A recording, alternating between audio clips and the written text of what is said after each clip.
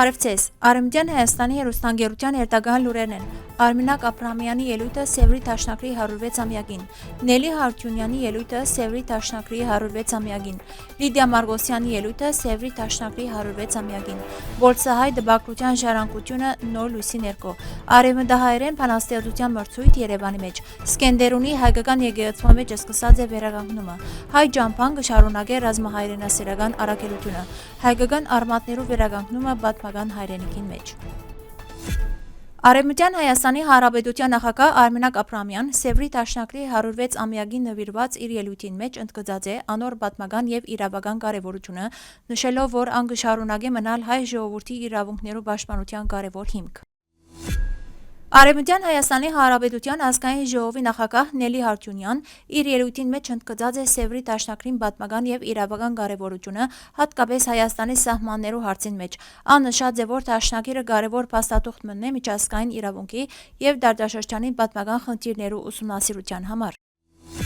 Արևմտյան Հայաստանի Հանրապետության վարչապետ Լիդիա Մարգոսյան Սևրի Դաշնակրի 106-ամյակին նվիրված իր ելույթին մեջ ընդգծած է անոր պատմական եւ իրավական կարեւորությունը հայ ժողովրդին համար։ Ան նշած է, որ Դաշնակիրը Հայաստանի ճանաչման եւ սահմաններու հարցին մեջ կարեւոր միջազգային իրավական հանգրվան մներ, ինչպես նաեւ անդրադարձած է հայկական ազգային պատվիրակության գործունեության Փարիզի խաղաղության վեհաժողովին, Սան Ռեմոյի եւ Սպայի համաժողովներուն։ Վարչապետը գոչ ուղղած է հատկապես երիտասարդության խոր ուսումնասիրելու Սևրի Դաշնակրին պատմությունն ու իրավական նշանակությունը։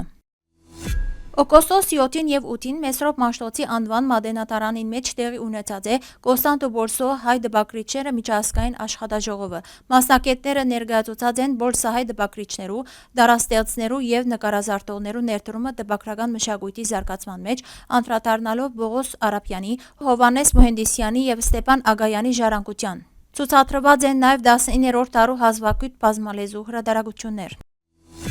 Սեպտեմբեր 4-ն 6-ը Երևանի մեջ պիտի կայանա Կիրքի Երևանյան միջազգային 9-րդ փառատոնը լեզու նյութով։ Առաջին անգամ պիտի կազմակերպվի նաև արևմտահայերեն բանաստեղծության միջազգային մրցույթ աշխարհի բոլոր երկիրներու քաղաքացիներուն համար։ Փառատոնին պիտի մասնակցին 50-ը ավելի հրատարակչություն եւ 250 գրող ու քրագանության մասնակետ 15-ը ավելի երկիրներ է։ Ծրագիրը կընդգրկե քրագան հանդիպումներ, քննարկումներ, շնորհանդեսներ եւ մշակութային ցերնակներ։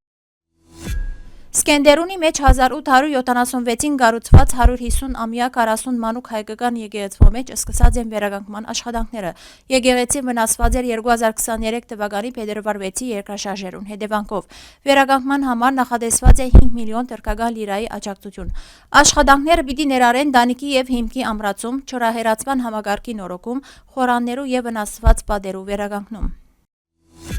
Հայ ջամփար ռազմահայրենասիրական ջամփարը կշարունակե իր ծրագիրը։ Ջամփարին երկրորդ օրը մասնակիցները մեկնեցան դեպի Գիլիկյանավ, բացահայտելու հայկական պատմական ժառանգությունն ու ազգային հիշողությունը։ Ծրագիրը նպատակ ունի երիտասարդներու մոտ ապրապնդելու հետաքրքրությունը ու պատասխանատվությունը հայրենիքին, պատմության եւ ազգային արժեքներու նկատմամբ։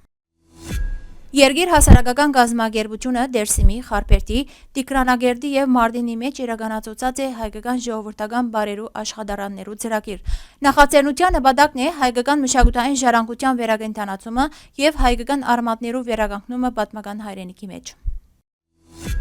Հարգելի հայրենագիտներ, այսօրվան համար այսքան ենք նախատեսած։ Շնորհակալություն ձեր ուշադրության համար։ Լավ մնացեք։